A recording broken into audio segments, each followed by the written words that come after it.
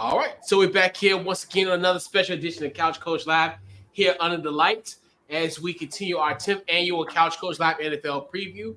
We are talking about the Indianapolis Colts, the Tennessee Titans, the your beloved Thad, the Jacksonville Jaguars, and the Houston Texans. We're going to talk about the AFC South. Once again, we got what's going on, Maui? What's up, man? Nothing much, man. We got our special guest representing the Jacksonville Jaguars, the AFC South champ. We went from having emergency podcasts about Urban Meyer to we here now. So so what's going on, Thad? Times have changed. I appreciate you having me on though, but times have changed. I remember that night. I don't remember what we talked about exactly, but I'm glad a year and a half later we're looking way, way better. That franchise was going in the dumpster. We was about to go to London, or I don't know where we was going to go, but it was looking real bad. But I appreciate you having me on. No problem. Always a pleasure for you to come on. And right. Yeah, I call him QB1, but y'all call him Dad. Yeah. I call him. Yeah. Oh yeah. Salisbury. Right. You know what time it is. I said, Dad, you play football? Shottsbury. Hey, I said, you play football? Too, yeah. He was like, yeah, QB. I was like, well, damn, okay, my bad. QB. Yeah, you're right. It was, I guess, It was bad. Right, it was bad. People get away with it down there, too. It was crazy. Yeah. Like, people get away with it. I know at least two people, but we're not going to talk about that. Oh, no, we're not. Yeah, we just, But shout out to that school we talked about, What about regrets? But I digress about that point as far as going there. But so we'll be talking about the AFC South tonight. So what we're gonna do, we're gonna take a brief time out. We're gonna keep that intro, and we'll be right back. We'll continue. We'll start the preview. We'll be right back.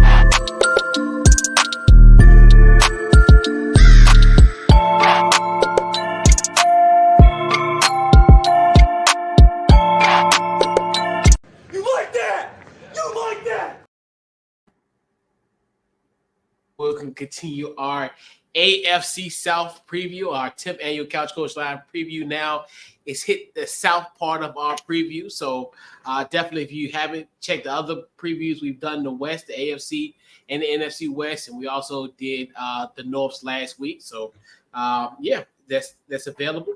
And the 10th annual Couch Coach Live NFL preview is powered by the good folks at SeatGeek. So head over to SeatGeek.com, use the promo code CouchCoach to get yourself $20 off your first purchase of tickets. I know we got football coming up, still got baseball going on.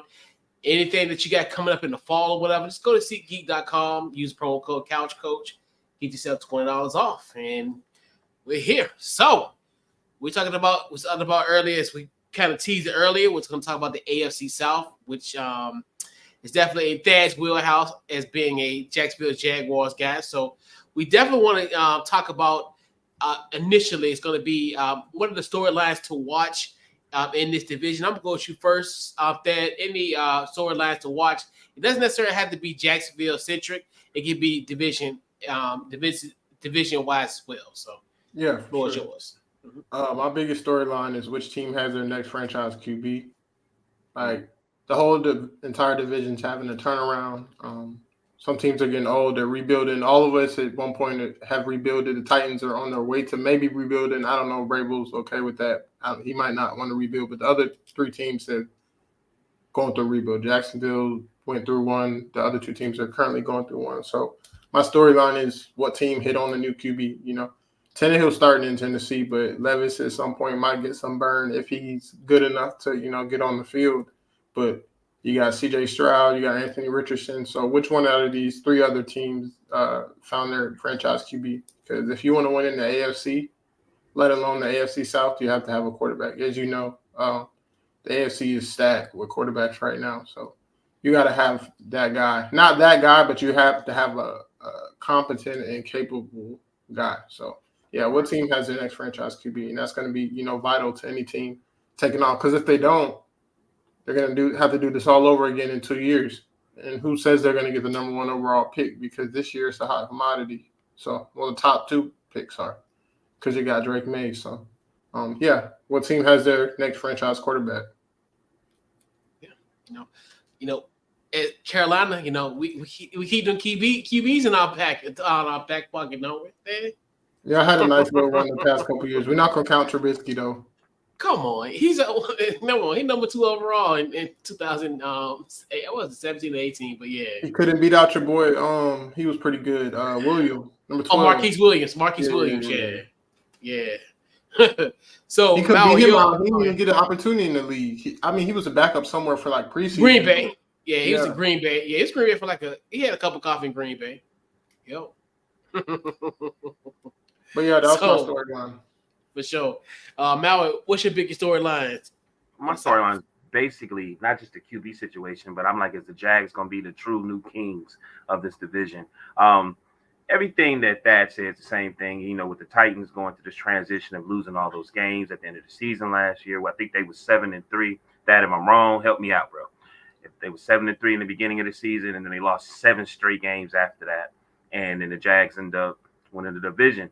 So my thing is, are the Titans going to get back to their winning ways, where they're going to say, hey, we just slipped up, we still the top of the division, but with the same quarterback? Because I think we had the same discussion last year. Is it time to move on from Ryan? I know they drafted that guy, but I'm looking at these other new quarterbacks. Is this the dude that your QB guy? Is this the dude? The Titans got the right young quarterback coming in. Is he going to be able to dominate like we think Anthony Richardson going to be able to do, or what's it, CJ or CJ? Sure, yeah. Honestly, none of us know. We think we know, but we really don't know. So hopefully not, but we'll find out really soon. But that's what's intriguing. So that's basically what I got. I have another question with a storyline. I also want to say, do you think that the Jags, with their schedule, will have a chance to be extremely dominant in the AFC? Because they got about 5 games of top teams, the Chiefs, Bills, Ravens, Bengals, and the 49ers all at home.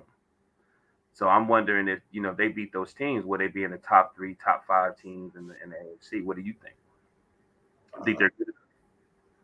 It's kind of like it's weird because I've never been in this position before as a fan of my team. Like we don't have these expectations ever. The year after we went to the playoffs, we still have Blake Bortles. So I'm like, right. Until we get rid of him, we're not doing anything. But I don't know. We're still the Jaguars. Like until they show me, I told this to Cruz. Until they show me, I'm like still skeptical because some of those games you're talking about are guarantees. Like you see the Panthers on there, the Bucks. Mm-hmm. Right. You never know. You see the Texans on there. Right. We lost to the Texans at home, and we only scored 6 points last year, and that was their first win. So and y'all got the 11th easiest schedule. You know what I mean? And it's a possibility. That's why I said if we take care of business, yes, right. we can. And that's why I said when we were talking off air, I was like, man, looking at this schedule, anything is possible. You know what I mean? Because there's a lot of question marks. Don't nobody know how really these other teams are going to be. But yeah, that's my storyline. Are the Jags for real? I think in the South is really interesting in the AFC South. Mm-hmm. Like I said, the youth movement. Obviously, almost to your point there, where you look at now the pecking order when it comes to it's almost gonna be the musical chairs of quarterbacks, like you said, because you don't want to be, especially how the AFC is. You want to have that at least a comparable quarterback to go against not just the South, but the other prolific quarterbacks in this actual conference that is the AFC. So that's going to be very interesting as well. And then also the youth movement coaching wise, you look at Shane Steichen, now is in Indianapolis, the former offensive coordinator in Philly. Then you look at D'Amico Ryans in Houston. So you look at that. So those are going to be kind of interesting subplots with that one. Also, the QB1 situation, the current QB1s with CJ Stroud, Anthony Richardson, what they will do in their rookie seasons. And also the Jags. Will the Jags, like you said, take that leap and become contenders in the AFC, not just the South, but just could they be contenders as well? Like you said, this is an unprecedented territory where as far as when you're looking at Jacksonville as somewhat of a favorite, a continuous favorite. And many people looked at even their effort against Kansas City last year in the playoffs, although people say, well, Patrick Mahomes was out. Chad Henne essentially was that, pretty much helped that situation. If I remember so correct, was Chad Henne there back up at the time? Refresh my memory of that. 17? No. I'm talking about when y'all lost to Kansas City. Oh, yeah, and he went 97 yards on us. He used to play for us, though, too, my fault. Yeah, that's what I'm saying. The irony of that. So, as I said, I still even in that, I still seen effort in that team. So, you look at it where can this Jacksonville team can continue that, and this year we'll definitely see, like you said, if it's a one and done was, last year like a flash in the pan, or just a continuation of somewhat of a contending team. So, we shall see. And then also, what's with the Titans? I mean, you think about it now, you look at now, you talk about the young quarterbacks, you think about, do you add Will Levis in that as well? Even though both struggled, not Wilson really didn't struggle per se last week, but we know Will Levis kind of struggled. But that's going to be a nice, interesting quarterback room in Tennessee, to say the least. So they got two guys outside of Ryan Tannehill that are, one could be a hit or miss potentially. So we shall see. Yeah, I watched a little bit of the preseason game. Malik Willis didn't look that bad. I know it's preseason, but he looked better. Yeah. Oh, yeah, compared to last year. Yeah, like you said, preseason is different. Yeah, but he survived that Monday night game last year. He could be okay. I mean, good. I don't know, but who did play? Terrible. I think they played Buffalo. Remember, they played Buffalo last year on Monday Night Football. Oh yeah, that was the second game of the season. Yeah. Oh, that was brutal. So, shifting the focus now. So, who are some players to watch in the South, in the AFC South? There any players that you got that you this as far as players to watch in this division? Yeah, I got a couple. One from each team. I'm gonna go up first. My boy Josh Downs from the Colts. Only reason I'm saying that, I've seen him play. I'm familiar with his game, and the fact that him and Richardson came in together. They already got a little rapport, so he's gonna trust him more than, I mean, I take that back because he's the one. They announced him as a starter, so he's getting reps with all the ones. But just the rapport he's gonna have, and I'm not saying a man's best friend is a slot receiver because it's a tight end, but a good route runner, a slot receiver that you can trust, you're going to go to him pretty often. So I think they'll have a pretty good relationship. I can't say the dude's name, but Chig Okwangu, the tight end from the Titans, he was a rookie last year. He flew under the radar. He performed pretty well both times we played him, and he had some decent numbers when I looked at it. And I watched some of his film, but he's a young, up-and-coming player. They don't have too many weapons on offense besides Derrick Henry, so he's the person that's going to stand out and get some targets opposite of DeAndre Hopkins when he's lined up in the slot and stuff like that. From Houston, we got Jalen Petrie, young safety. He made a lot of plays last year. He was a ball hawk. I think he had a pick in both games versus us too, but he was one of the better rookie players, last year. And Houston drafted some pretty good rookies, honestly, him and Damian Pierce, the running back. So I'm looking for him to break out in the secondary for us. Player to watch, I'm going to go Tank Bigsby, the running back from Auburn. Him and Etienne are going to share some carries. He's an explosive big back. He's going to be our short yardage back as well. And then you got Devin Lloyd, inside linebacker that we took last year in the first round. He started the season off really well, but he had like a midseason slump. And the game was just moving a little bit too fast for him at the linebacker position. He was getting picked apart in coverage, but he's gotten faster. The game slowed down for him, so I'm looking for him to break out this year. So those are my guys. Okay. All right, what you got, Mal? I kept it simple. I'm saying Trevor Lawrence. I feel like I said, they made it to the playoffs. I think with the weapons he got, like Christian Kirk, Ingram, Zay Jones, and then he got Kevin Ridley. And I feel like he gonna show out. Gonna be throwing the ball all over the place and show that his dominance. And I feel like I'm ready. I like Trevor Lawrence, and I want him to be a household name. He got the look. He's married. You know what I mean? Like, he's stereotypical quarterback. I just feel like, I think he could be a superstar. So I want him to have that little bit of push. I also got C.B. Stroud, but I think his receivers got to be more of I'm hoping, because they've been there longer, that they actually be able to help him out and catch some of the balls. And so I put them down there as players to watch too, because I think they may show out Robert Woods, Nico Collins, John Mitchie, and then also I got Anthony Richardson of the Colts. I could see that one too. I would have put him down. Yeah. I think when you were a young quarterback, and then I feel like my whole setup is setting up for something at the end.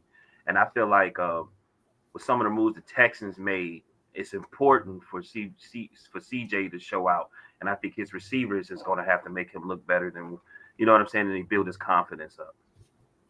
Yeah. So I think for the Texans, I got Will Anderson. I think he's one, especially now coupled with DeMeco Ryans. I think that's going to be a nice, a nice marriage for them for that situation. Also, and this is that defense itself. I mean, you look at young pieces, Derek Stingley Jr., also Jimmy Ward. Also, obviously he's was with DeMeco Ryans in San Francisco. So that's going to be a really, I just like their defense. They're going to be tough and gritty. And like you said, to your point, Thad, Dameon Pierce, I think another one where he was on the cusp of a 1,000-yard season last year. He definitely, I think, more likely will definitely get that, if he stays healthy. Especially, we all know, essentially, a rookie quarterback's best friend is a good run game, especially in C.J. Stroud's case. So I definitely think he will definitely help on that one. For the Colts, Anthony Richardson, obviously, I think you just look at just kind of the fanfare, the athleticism, pretty much all the bells and whistles that we looked at, like in the combine, even in the whole scouting and all that, to see that on the field. So I think that's going to be the player to watch for the Colts. For the Jags, I mean, obviously you look at T-Law. I think obviously no questions there. I mean, you think about it, you just look at the difference between his rookie year to his sophomore year, and now going to his third year. You can definitely see where if he can have an improvement between year 1 and 2, who knows how year 3 is going to be. And now he has, like we talked about, Calvin Ridley, as far as being, his is essentially number 1 wide receiver. I want to say I wouldn't put any bets on how successful Calvin Ridley would be. Did you get that, Thad? Oh, I mean, the only thing stopping him is I was gonna say the only thing stopping him is getting hurt. Yeah, but remember I said place bets. You didn't get it. It went over your head there. I ain't get it. No, you didn't get it. Don't worry about it. Yeah, I said I wouldn't place any bets. Oh, chill. But anyway, yeah. But anyway, a lot of people learning though. A lot of people learning. Don't play with them sports books. They're gonna find out if you bet it, regardless of who you do it through. They invested like crazy. Yeah, man. Shout out to Iowa. They about to get it.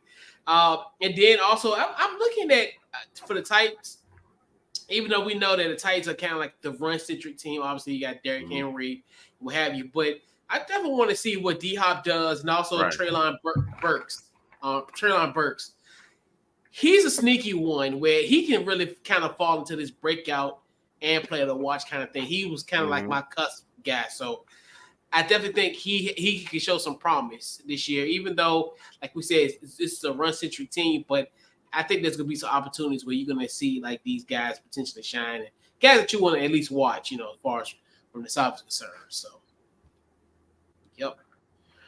All right. So we're going to talk about some breakout players, and breakout players are subjective. So it's just, it's one of those things where, hey, it is what it is on that portion there. So, Dad, I'm gonna go with you first. Your breakout players for the AFC South. I'm gonna go. I'm gonna just keep it simple and go with one player on the Jaguars. I'm gonna go Trayvon Walker, number 1 overall pick from last year.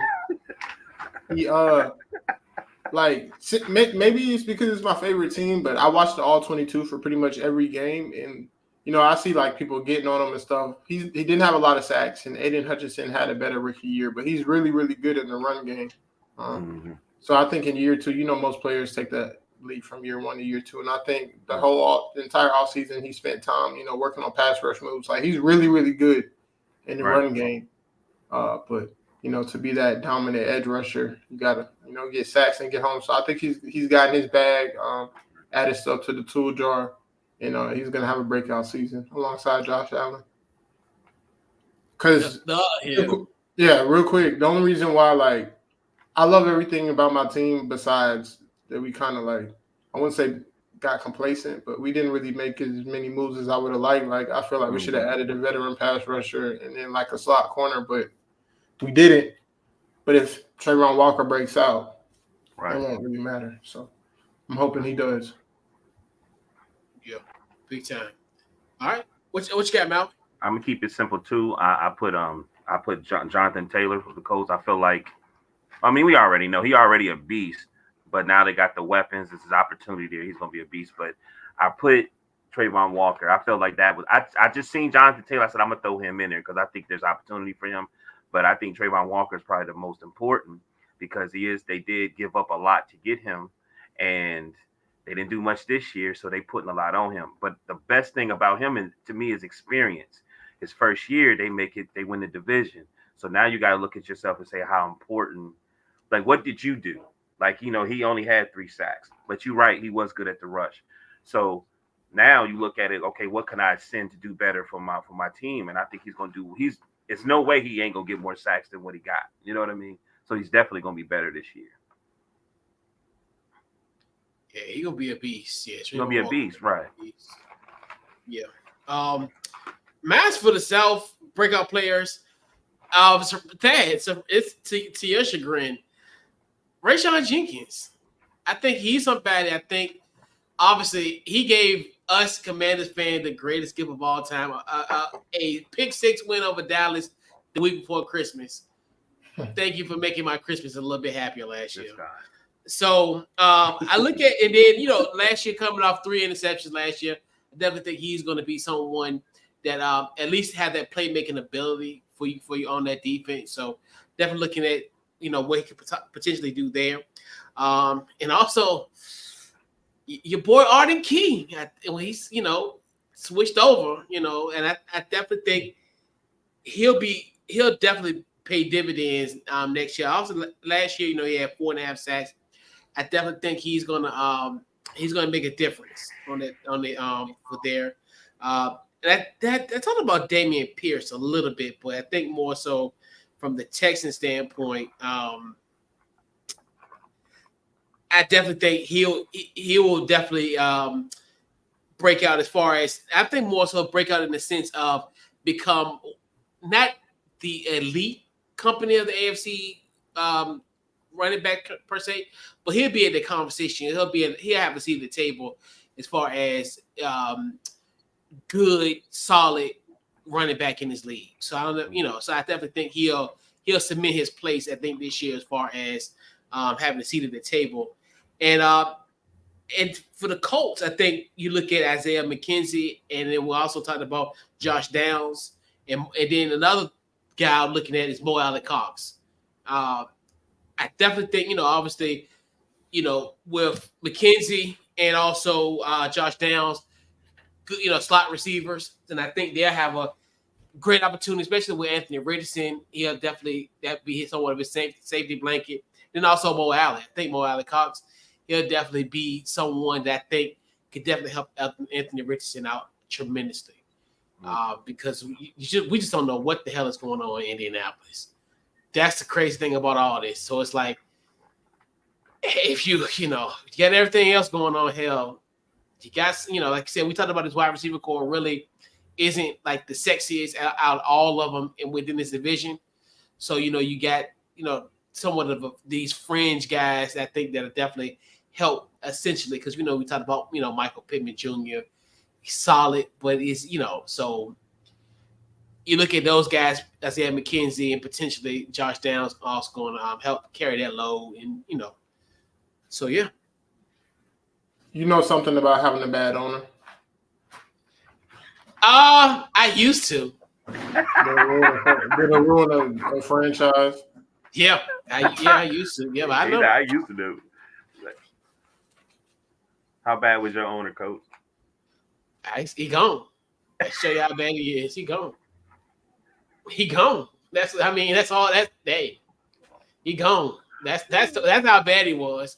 And matter of fact, speaking of talking about Irsay was one of the ones that was trying to get him out the door.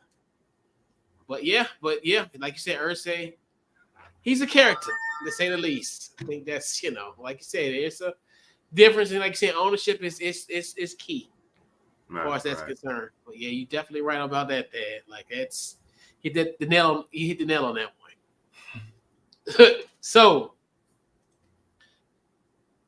we've had some bold takes the last 5 previews we've done. We got out, not trying to say we got to step it up anything, but y'all we got to get first. Y'all got to go first then. Okay. Yeah, All right. Well, hold on. What's wrong with the bad past bold takes? What's going on? I mean, all right. I guess. All right. No, I'm not saying mine is crazy good, but I don't want to. Crazy. I feel like mine's not that good, so I want to go. I kind of want to go last. Like I want to hear what y'all got first. I got you. Yeah. Mm-hmm.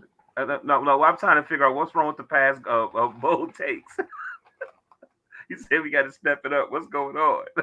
Oh no, I'm just saying. Now it's every week. It's built up. So right. That's the thing about it. Yeah, we've in previous ones have, like me.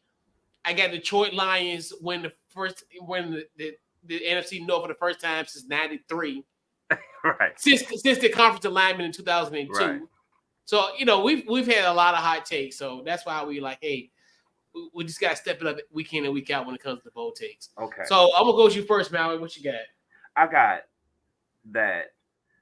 My take is that the Texans will have one of the best defenses in the league this year, especially with the new coach, DeMarco Ryan, and they're making a push to win the division, but loses again, like I did last week, but loses at the end of the season to the Colts, which helped the Jags win the division.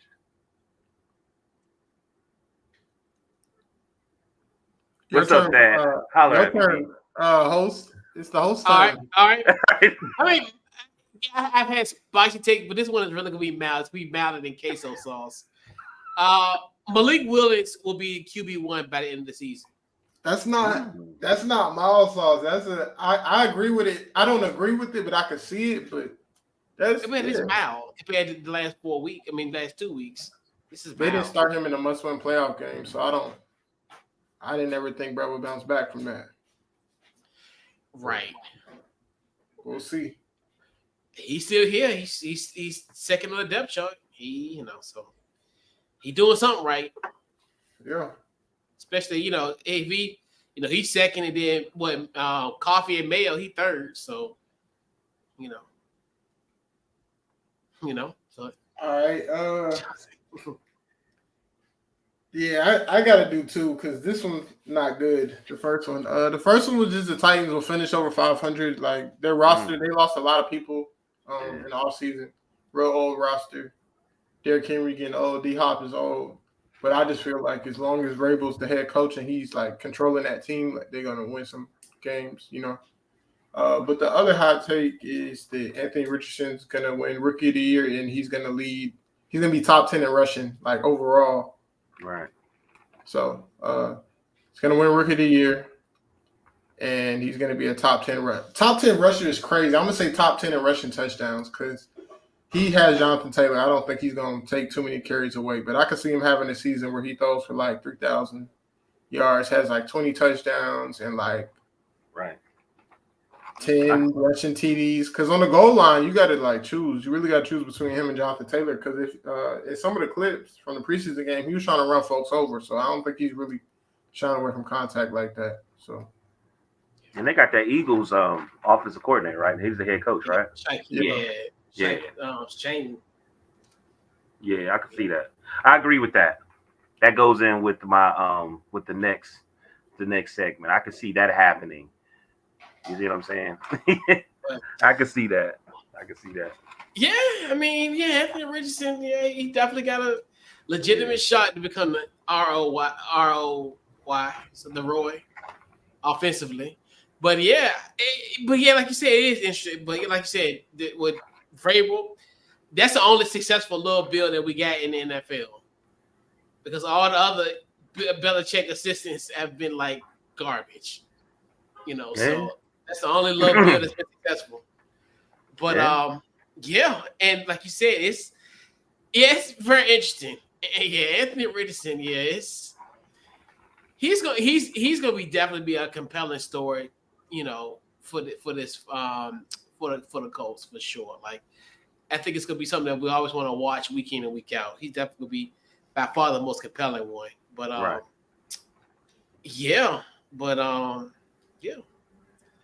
All right, so no more hot takes, fellas. No, I don't want to start saying too. I'm gonna say one with because I asked the question earlier. I also think that the Jags is going to, like I said, be one of the top teams because they're going to beat some of the top teams in the AFC. So they're going to be one of the top teams in the AFC. Yeah, we're going to be the number one seed. Lock it in. They got a lot of home games. You know what I mean? Yeah. Like, I mean, my hot take is I feel like my hot take is I feel like this division, by it being so young, is going to surprise a lot of people. And it's going to be more talented. It's going to be more like a blueprint of the future of the NFL because it's going to be a lot of agility, athleticism, and fast pace. I like that take. But it's going. This is. We'll definitely find out real soon as far as how these quarterbacks are going to be for sure. Yeah. Right. So it's record prediction time. So I'm kind of scared because somebody that said somebody going to be the number one seed. So I want to know how much wins it's going to take for this number one seed in the AFC. So Dan, I'm going to go with you first. Your record prediction for the AFC South. What you got? All right. Like I said, I don't believe in my team completely yet. So I got the Jags at 11-6, Titans at 8-9, Colts at 6-11, and Texans at 5-12. Okay. I just can't count out the Titans. Like, I could see them winning 5 games, but with that coach, I don't think so. Yeah, I know, right? All right. What you got, Mel? So, excuse me. I got the Jags at 11-6. I got the Titans at 9-8.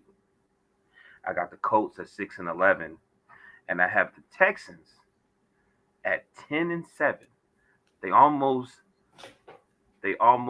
tied for the division, but they lost to the Colts at the last game. And they had swept the Jags that season, so they had a good run. So I got them at number 2. They 10-7. Okay. Did you say sweeping the Jaguars? Yeah, I did. That was the catch. So at the end, that was the whole setup. I didn't get a chance to really go through it the way I was. It's gonna be like a movie, Dad. I had a script and everything, bro.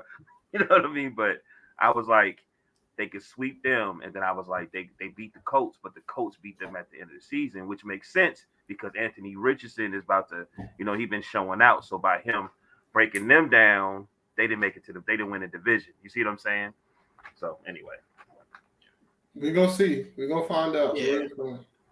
So I got the Jags at 11-6. Right. I got the Titans at 9-8. The Okay. Texans surprisingly at 6-11. And I got the Colts at 4-13. That's crazy. What did you have? JT doesn't play. I can see that for sure. I said If Jonathan Taylor doesn't play, I could see that for sure. Like I could see What the do I don't know.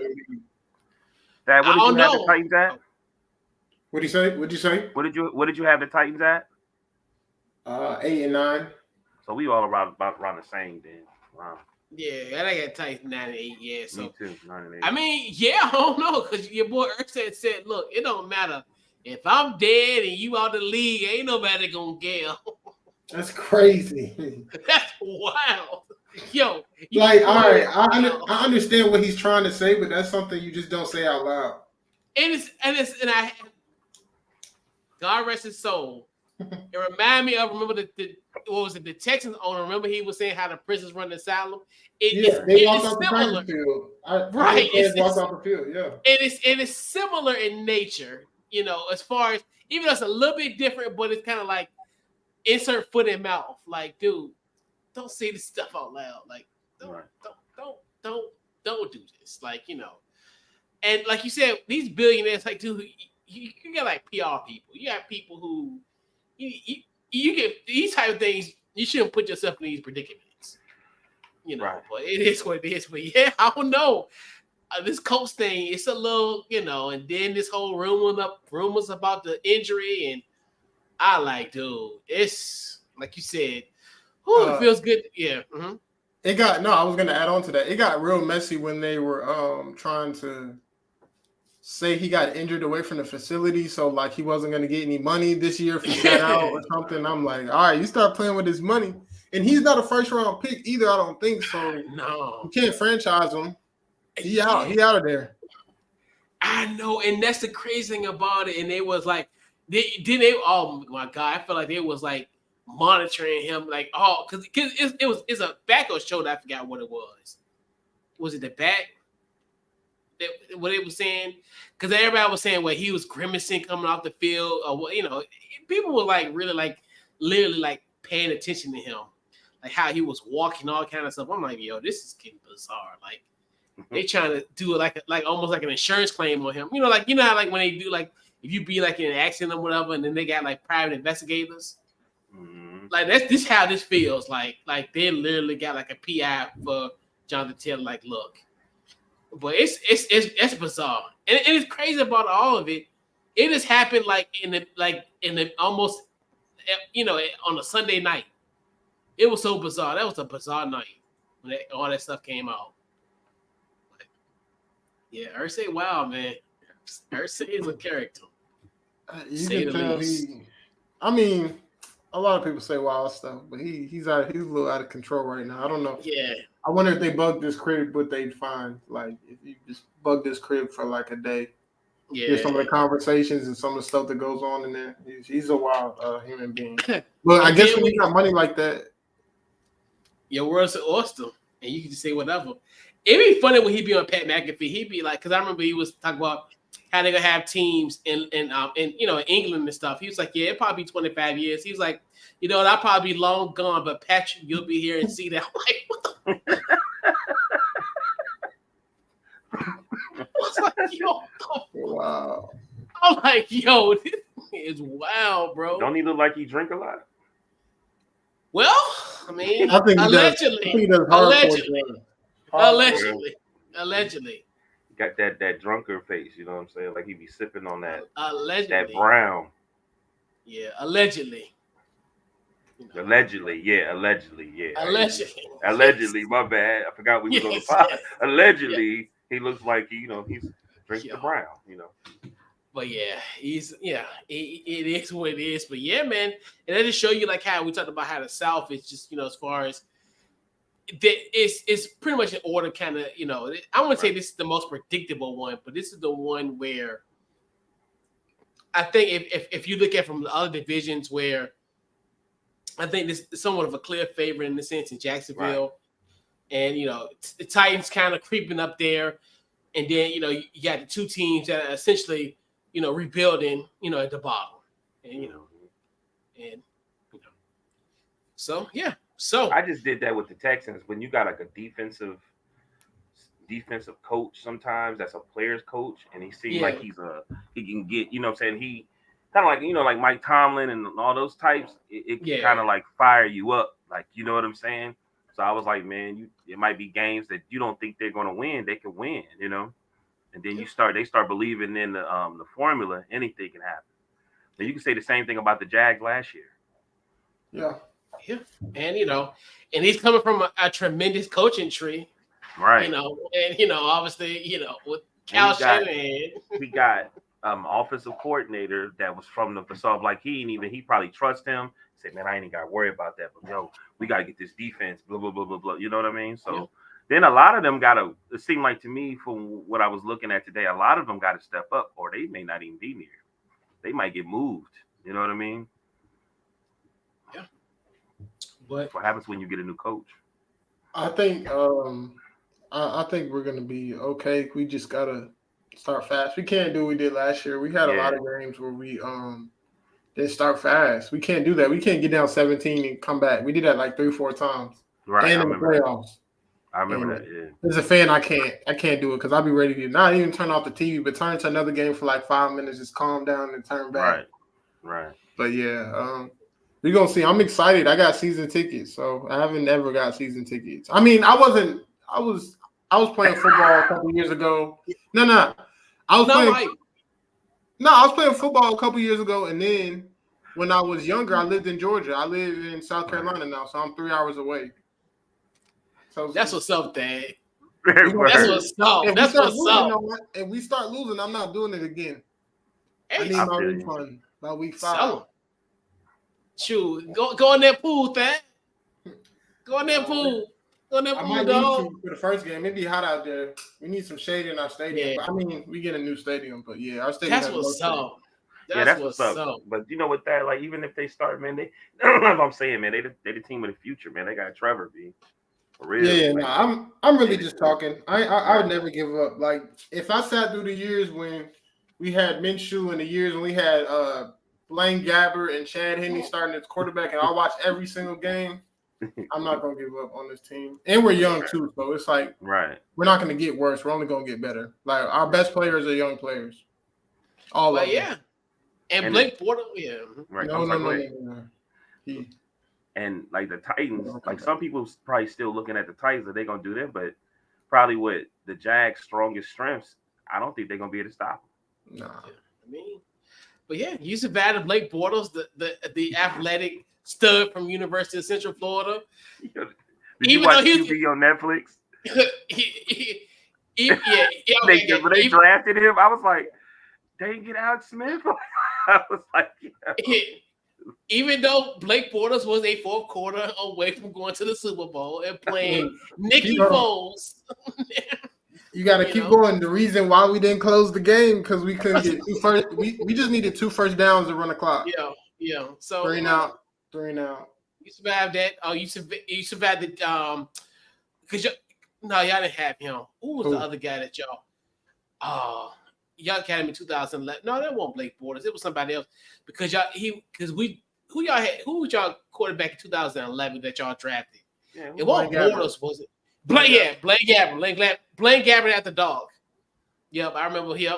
You survived that. When I was young, I wasn't really thinking about it, but we whiffed on so many. Those are top 10 picks for quarterbacks. Like we could pick so many. Yeah. That was the draft. It's 2011 the draft with JJ Watt and all them. Yeah, it was funny coincidentally. I think y'all picked Tim. I think we ended up getting Ryan Kerrigan. That's how I remember. For a little while. Even if he wasn't a Hall of Famer, he was a good, solid player for the football team. Right. Yeah. We're gonna see. We will. Yep. We will. You got the good old stud from Mizzou. Shout out to Blaine Gabbert at the dog. And like my dad, he's been everywhere with me, taking me to camps and stuff, all that stuff. But he's like a basketball person. Like he played basketball in college. And even he was telling me, I didn't know yet. Like I knew football, but I didn't know everything about X's and O's. He was like, this Blaine Gabbert dude, like he's not good. Everything is short. Like they don't trust him. Everything is, get it out quick. Everything's simple. Right. And like looking back at it, I was like, Dad, like why is the offense so boring? He was going in a couple of years. He fall down every time. There's like if you ask him to stand in there and throw in the pocket in a muddy pocket, he's not doing it. He's falling down. He's literally giving himself up. But I don't understand. Williams Like, is bad. how does those dudes even make it to the league when we know there's dudes out there better than that? Yeah. We know it. We know it. Like, how do they make it? We picked them top 10. I really don't know, but it could be worse. That's why that person is no longer working for the Jaguars. I don't even know. Was that Dave Caldwell? I don't think he was there that long. There's no way he was there that long. Because it was. I don't know. I never understood that. I never understood how we know that. You know how they're talking about the running backs now? I think quarterbacks should be the same way. Like, if you ain't ascending this way, man, make them a coach or something, man. Like, get some more quarterbacks that's young and can move around, athletic, because that's one of the things that leave is athleticism. Like you said, dude would just throw the ball. I'm like, how would he? I don't know. Let me shut up. The running back market is messed up. I know you're trying to close out couch, but it's crazy. Like, what did they say? I think they were like Daniel Jones is making more than every running back or something like that. Like, when you just think about something like that, he's making more money than his teammate. Like, if I was Saquon, I'm like, bro, you gotta throw me like a couple mil out that check. Well, I'll come to camp because without me, right, it'd be about 6 people in that box. They'd be dropping 8 in coverage, and you really have to, right, And it's Daniel Jones. Like, he a big dude. Like, I'll say he's somewhat solid, but the other weapons is make it a lot more easier for him. Oh yeah. Crazy. But yeah. So we'll put a bow on the AFC South. So Thad, tell them where they can find you on social media and any upcoming project, what you got going on. What the game means to me on Twitter, Facebook, and Instagram. In Jelani we have a show coming up this week, but before the season starts, I'm going to drop some top 5, top 10 lists, a couple lists, just to throw out there to start some controversy on Twitter maybe, and just for some extra content. But yeah, you can follow us on there. We'll be there all season long, every week. We don't have a confirmed day yet, but at least once, twice a week, I'll be on somebody's show. So you can find me, follow my Instagram. It's tagged on the page on What the Game Means to Me page. So I'll be talking a lot this upcoming season too. I'm trying to expand my my audience. I don't really talk that much on Twitter. I just do the podcast stuff with you guys and Off the Ball, but I'm gonna be talking a lot more. So I'm expanding my following. So yeah, that's where you guys can find me. Yeah. Right. Yeah. All right, where they can find you, Mal? Oh man, Deshaun Morgan, Facebook, DT Morgan 78, Instagram. Great show, man. It's always a pleasure. You know what I'm saying, Thad, man. You're not a guest, man. You family, man. I look forward to see you up there because I like your X and O, your brain, man, to pick out some things. You know what I'm saying? Like, because you was a QB, like I said, I used to box. So you a QB, I gotta understand what's going on, bro. Like, you know what I'm saying? Like, why would they do that when I know for a fact they should have did this? So I appreciate you, bro. No, I'll definitely try to be on some more during the season. Maybe if the Commanders make a little run. If the season's not going too well, I don't think I'm gonna bother them. But if they make a little run, good. Yeah. No, we good. Yeah, regardless, you know me.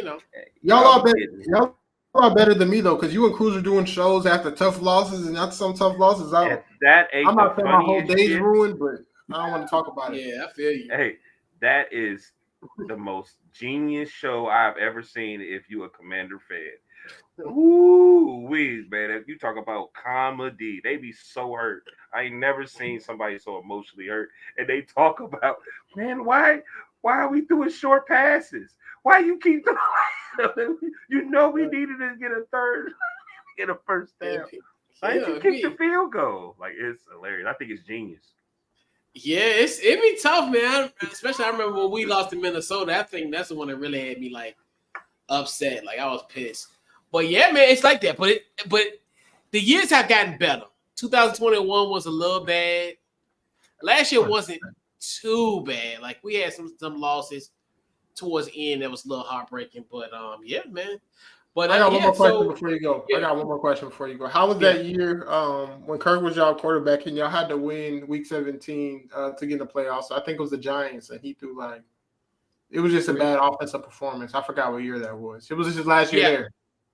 That was because we actually, in a weird way, it was back-to-back years because y'all had the game at home. All y'all had to do was win. Y'all played the Giants. Yeah, because that was, I think that was 2016 because that was the boat picture with Trey Songz, Victor Cruz, all them. Man. That's what happened because they made the playoffs because they won or they were already in the playoffs. They were already in, I think. They were already in. And I think that's what made it bad because they didn't play every single starter. Third quarter they benched everybody because they called the dogs off because remember it was Green Bay and Detroit played that Sunday night and whoever won that game. Now I think if Detroit would have won, they would have got in or something. Green Bay, one of them would have got in. And that's how the Giants and Green Bay played because remember. Because that was for the division. So that's why Green Bay played the Giants. And then that's how Green Bay ended up being Dallas. And then, but anyway, let's do that. But that was 2016. Because they made it to the because if my memory serves correct, they made it to the NFC Championship game and they lost to Atlanta. So that was 2016/17 January. Yeah, that was not right. 17, yeah. A lot has changed since that has happened. A lot. That was my friends were hurt. If I was a Falcon fan, I don't know what I would have did, man. 28-3. I know, right? And that was and that's funny because I always think I thought to myself like, and I was going to tweet it too. I was like. Because remember, they beat the mess out of Seattle. Because at that time, Seattle was still Seattle. They beat them by double digits. Then remember, in the conference championship, they beat the mess out of Green Bay. And then they had a 25-point lead against the Patriots. And I was like, man, this might be the greatest run in playoff history, the most dominating run in NFL history. And I swear to you, I was getting ready to tweet that. Something told me don't do that. And lo and behold. That would have been a freezing cold take. That would have talked trash to me, and I left my dad, made a right turn at the light, came around the corner, went up the block, and I'm looking at my phone. I'm like, "What the hell is going on?" And it just crazy. Yeah, crazy. It's crazy though. Watching the game, we all saw like every time they scored and got a conversion, they're like, "Okay, just need to stop," and they kept getting the stops. It kept happening. And my boy Cal kept on throwing that football. And I'm like, dude, what are you doing? Hey, you playing Madden, turn on 2 clock and get out of there. Turn on 2 clock and get out of there. Right. Like, are you kidding me? Yeah. But then what, 2 days later, he lives happily ever after and was a coach in San Francisco. And they live happily ever after. He's a good coach. It was just a bad moment. He could have had 2 rings. They dominated the Chiefs too. Yeah, and lo and behold, he was. If Jimmy G overthrew Emmanuel Sanders, if he didn't, are we talking about a dynastic franchise in the Kansas City Chiefs? But so pretty much social media: Facebook, Twitter, Instagram, Couch Coach Live. Check out the website couchcoachlive.com. Pretty much everywhere, YouTube. Pretty much everywhere. Anywhere, just search Couch Coach Live, and we're there. So this wraps up the AFC South. We'll be back in 72 hours to talk about the NFC South. We'll be talking about the Tampa Bay Buccaneers, the Atlanta Falcons, the Carolina Panthers, and the New Orleans Saints. So we'll catch you guys in 48 hours. And as we put a bow on the AFC South tonight, and we'll put a bow on the South in general in 48 hours as we do the South, the NFC South. So catch you guys on Tuesday and Thursday, and we're out.